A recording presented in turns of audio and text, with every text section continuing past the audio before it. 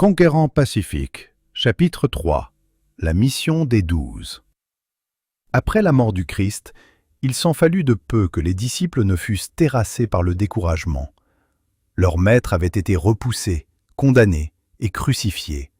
Prêtres et magistrats avaient déclaré avec mépris « Il a sauvé les autres et il ne peut se sauver lui-même. S'il est le roi d'Israël, qu'il descende de la croix et nous croirons en lui. » Matthieu 27, verset 42. Pour les disciples, le soleil de l'espérance s'était couché et la nuit envahissait leur cœur.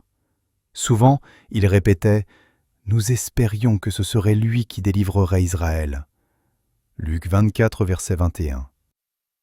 Solitaire, la mort dans l'âme, il se remémorait ces paroles. « Si l'on fait ces choses au bois vert, qu'arrivera-t-il au bois sec ?» Luc 23, verset 31. Jésus avait essayé à maintes reprises de dévoiler l'avenir à ses disciples, mais ceux-ci n'avaient pas pris garde à ce qu'il leur disait. C'est pourquoi ils furent surpris par sa mort. Plus tard, lorsqu'ils se rappelèrent le passé et virent les résultats de leur incrédulité, ils furent remplis de tristesse. Quand le Christ fut crucifié, ils crurent que tout était perdu. Il leur avait pourtant dit ouvertement qu'il ressusciterait le troisième jour. Mais les disciples se demandaient avec anxiété ce qu'il avait voulu dire. Ce manque de compréhension les jeta, au moment de sa mort, dans un profond désespoir. Ils étaient amèrement désappointés. Leur foi ne parvenait pas à percer l'obscurité dont Satan avait masqué leur horizon. Tout, pour eux, était vague et mystérieux. S'ils avaient cru aux paroles du Sauveur, quelle douleur leur eût été épargnée. Accablés par le découragement, la tristesse et le désespoir, ils se réunirent dans le cénacle, portes et fenêtres closes, craignant que le sort de leur maître bien-aimé ne devint le leur. Ce fut là que le Sauveur leur apparut après sa résurrection. Pendant 40 jours, le Christ demeura sur la terre, préparant les disciples à l'œuvre qui les attendait et leur expliquant ce qu'ils n'avaient pu comprendre jusqu'alors. Il les entretint des prophéties concernant son avènement, de sa réjection par les Juifs et de sa mort, leur montrant que chaque détail de ces prophéties s'était accompli à la lettre.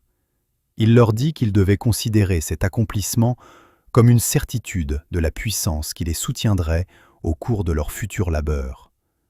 Alors, il leur ouvrit l'esprit, lisons-nous, afin qu'ils comprissent les Écritures.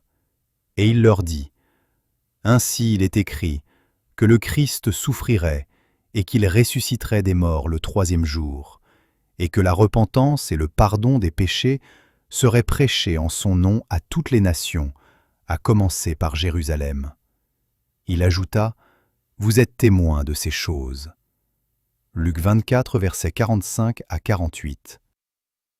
Pendant les jours que Jésus passa avec ses disciples, ceux-ci s'enrichirent d'une nouvelle expérience. En entendant leur maître bien-aimé expliquer les Écritures à la lumière de tout ce qui était arrivé, leur foi en lui s'affermit pleinement. Désormais, ils purent dire « Je sais en qui j'ai cru ». Deuxième épître aux Thessaloniciens, chapitre 1, verset 12. Ils commencèrent à comprendre la nature et l'étendue de leur œuvre, à savoir, proclamer au monde les vérités qui leur avaient été confiées. Les événements de la vie du Christ, sa mort et sa résurrection, les prophéties annonçant ces événements, les mystères du plan du salut, la puissance de Jésus pour la rémission des péchés, toutes ces choses, ils en avaient été témoins et ils devaient les faire connaître au monde. Ils avaient à proclamer l'évangile de la paix et du salut par la repentance et la puissance du Sauveur. Avant de monter au ciel, le Christ confia à ses disciples leur mission. Ils devaient être les exécuteurs du testament par lequel il léguait au monde les trésors de la vie éternelle. « Vous avez été témoins de ma vie de sacrifice au service du monde, » leur déclara-t-il. « Vous avez vu ce que j'ai fait pour Israël. Et, bien que mon peuple ne veuille pas venir à moi pour avoir la vie, bien que prêtres et magistrats aient agi envers moi comme il leur plaisait, bien qu'ils m'aient rejeté, je leur donnerai encore une nouvelle occasion d'accepter le Fils de Dieu. Vous avez vu que tous ceux qui sont venus à moi confesser leurs péchés, je les ai reçus à bras ouverts. Je ne rejetterai point celui qui vient à moi. À vous, mes disciples, je confie ce message de miséricorde pour qu'il soit répandu parmi les Juifs et les gentils, à Israël d'abord, et ensuite à toute nation, à toute langue et à tout peuple. Tous ceux qui croiront seront rassemblés en une seule et même Église. Ce mandat évangélique est la grande charte missionnaire du royaume du Christ. Les disciples devaient travailler ardemment pour les âmes, donnant à toute l'invitation miséricordieuse. Il ne fallait pas attendre que le peuple vînt à eux, mais aller vers lui avec le message divin. Les disciples devaient accomplir leur œuvre au nom du Christ. Chacune de leurs paroles, chacun de leurs actes allait fixer l'attention sur son nom, car il possédait le pouvoir vital par lequel les pécheurs étaient sauvés. Leur foi se concentrerait sur lui, source de miséricorde et de puissance. En son nom, ils présenteraient leurs requêtes au Père pour qu'il leur fût répondu. Ils devaient baptiser au nom du Père, du Fils et du Saint-Esprit. Il fallait que le nom du Christ soit leur mot d'ordre, l'emblème qui les distinguerait, l'autorité sur laquelle s'appuierait leur action et la source de leur succès. Tout, dans son royaume, devait porter son nom et sa suscription. Lorsque le Christ dit à ses disciples « Allez en mon nom rassembler tous ceux qui croient », il leur exposa clairement la nécessité de maintenir la simplicité. Moins ils manifesteraient d'ostentation, plus grande serait leur influence pour le bien. Ils devaient parler avec la simplicité dont le Christ lui-même avait fait preuve et inculquer à leurs auditeurs les leçons qu'il leur avait enseignées. Jésus ne dit pas à ses disciples que leur tâche serait facile. Il leur révéla quel vaste et funeste complot serait tramé contre eux. Ils auraient à lutter contre les dominations, contre les autorités, contre les princes de ce monde de ténèbres, contre les esprits méchants dans les lieux célestes. Éphésiens 6, verset 12. Mais ils ne les laisseraient pas combattre seuls. Ils seraient avec eux et, s'ils avançaient avec foi, il les protégerait par le bouclier du Tout-Puissant. Il leur ordonna d'être braves et forts, car quelqu'un de plus puissant que les anges, le général des armées célestes, serait dans leur rang. Il fit tous les préparatifs nécessaires à la poursuite de leur tâche et assuma la responsabilité de son succès. Tant qu'ils obéiraient à sa parole et agiraient de concert avec lui, ils ne pourraient faillir. Allez vers toutes les nations, leur ordonna-t-il. Allez vers les régions les plus reculées du globe et soyez assurés que, même là, je serai avec vous. Travaillez avec foi et confiance. Je ne vous abandonnerai jamais. Je serai toujours avec vous pour vous aider à accomplir votre tâche, vous guider, vous encourager, vous sanctifier, vous soutenir et donner de l'efficacité à vos paroles quand vous vous efforcerez d'attirer l'attention des hommes sur les choses célestes. Le sacrifice du Christ en faveur de l'humanité fut total et absolu. La condition de l'expiation avait été remplie. L'œuvre pour laquelle il était venu dans le monde était achevée.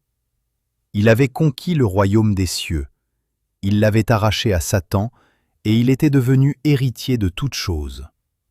Il allait vers le trône de Dieu pour être glorifié par les armées célestes. Revêtu d'un pouvoir illimité, il confia à ses disciples leur mission.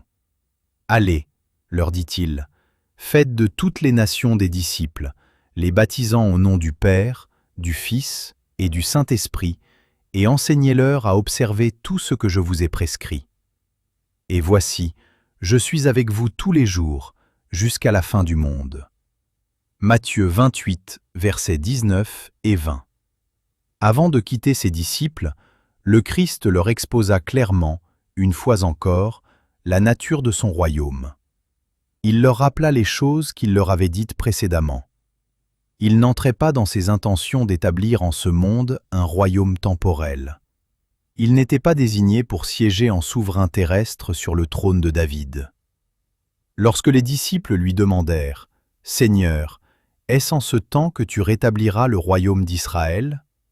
Il leur répondit « Ce n'est pas à vous de connaître les temps ou les moments que le Père a fixés de sa propre autorité. » Acte 1, versets 6 et 7. Il n'était pas nécessaire aux disciples de pénétrer davantage dans l'avenir. Les révélations que le Fils leur avait faites devaient leur suffire. Leur tâche consistait à proclamer le message évangélique. La présence visible du Christ était sur le point de leur être ravie. Mais ils recevraient une nouvelle puissance. Le Saint-Esprit leur serait envoyé dans sa plénitude, les marquant de son sceau pour leur tâche. « Et voici, dit le Seigneur, j'enverrai sur vous ce que mon Père a promis. Mais vous, restez dans la ville jusqu'à ce que vous soyez revêtus de la puissance d'en haut. » Luc 24, verset 49. Car Jean a baptisé d'eau, mais vous, dans peu de jours, vous serez baptisés du Saint-Esprit. Vous recevrez une puissance, le Saint-Esprit survenant sur vous, et vous serez mes témoins à Jérusalem, dans toute la Judée, dans la Samarie et jusqu'aux extrémités de la terre. Acte 1, versets 5 et 8. Le Sauveur savait que nul argument, aussi logique soit-il, n'arriverait à attendrir les cœurs endurcis, ni à briser l'écorce de la mondanité et de l'égoïsme humain. Il savait que ses disciples devaient recevoir le don céleste, que l'Évangile ne serait efficace que s'il était proclamé par des cœurs ardents, des lèvres éloquentes, et grâce à une réelle connaissance de celui qui est le chemin, la vérité et la vie. L'œuvre confiée aux disciples réclamait une grande puissance, car la marée du mal déferlerait sur eux, forte et profonde. Un chef vigilant et redoutable était à la tête des forces des ténèbres, et les disciples du Christ ne pouvaient lutter pour le bien qu'avec l'aide de Dieu accordée par l'Esprit. Le Sauveur ordonna à ses disciples de commencer leur travail à Jérusalem. Cette ville avait été témoin de son merveilleux sacrifice pour le genre humain. C'est là que, revêtu de l'humanité, il avait vécu avec les hommes et s'était entretenu avec eux. Et cependant, peu s'étaient aperçus que le ciel était descendu sur la terre. C'est là qu'il avait été condamné et crucifié. Un grand nombre, à Jérusalem, croyaient secrètement que Jésus de Nazareth était le Messie, et beaucoup d'autres avaient été trompés par les prêtres et les magistrats. Tels sont ceux auxquels l'Évangile allait d'abord être proclamé. Ils devaient être appelés à la repentance. Il fallait leur faire comprendre cette merveilleuse vérité. Par le Christ seul pouvait être obtenue la rémission des péchés. Et c'est pendant que tout Jérusalem était mis en émoi par les événements sensationnels des semaines écoulées que la prédication des disciples ferait la plus profonde impression. Pendant son ministère, Jésus avait constamment rappelé aux disciples le fait qu'ils devaient être un avec lui dans la tâche qui consistait à arracher le monde à l'esclavage du péché. Quand il envoya les 12, et plus tard les 70, proclamer le royaume de Dieu, il leur enseigna comment faire connaître à leurs semblables les vérités qu'il leur avait révélées. Dans toute son activité, il les formait en vue d'un travail individuel qui devait s'étendre à mesure que leur nombre augmenterait, pour atteindre enfin les régions les plus reculées de la terre. La dernière leçon qu'il leur donna avait pour but de leur démontrer qu'ils étaient les dépositaires, pour le monde entier, de la bonne nouvelle du salut. Lorsque l'heure vint pour le Christ de quitter ce monde afin de monter vers son Père, il conduisit ses disciples jusqu'à Béthanie. Là, il s'arrêta, et ils se réunirent autour de lui. Étendant les mains pour les bénir, et comme pour les assurer de sa protection, il s'éleva lentement du milieu d'eux. Pendant qu'il les bénissait, il se sépara d'eux et fut enlevé au ciel. Luc 24, verset 51. Tandis que les disciples avaient les regards fixés vers le ciel pour contempler une dernière fois leur Seigneur s'élevant dans les nues, Celui-ci était accueilli par l'armée céleste composée d'anges radieux. Et en l'escortant vers les parvis divins, il chantait triomphalement. « Royaume de la terre, chantez à Dieu, célébrez le Seigneur. Chantez à celui qui s'avance dans les cieux éternels. Rendez gloire à Dieu, sa majesté est sur Israël, et sa force dans les cieux. » Psaume 68, versets 33 à 35. Les disciples avaient encore les yeux fixés sur le ciel lorsque deux hommes vêtus de blanc leur apparurent et dirent : « Hommes galiléens, pourquoi vous arrêtez-vous à regarder au ciel ?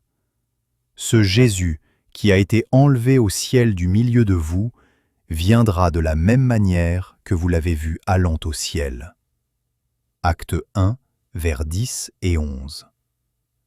La promesse de la seconde venue du Christ ne devait jamais s'effacer de l'esprit des disciples. Ce Jésus qu'ils avaient vu monter au ciel reviendrait prendre avec lui tous ceux qui, ici-bas, se seraient consacrés à son service.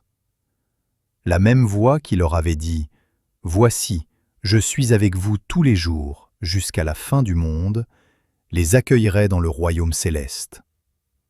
De même que dans le service typique, le grand prêtre se dépouillait de sa robe sacerdotale et officiait en robe de lin blanc comme un simple prêtre, ainsi le Christ enleva ses ornements royaux et, revêtu d'humanité, offrit le sacrifice tenant à la fois le rôle de prêtre et de victime.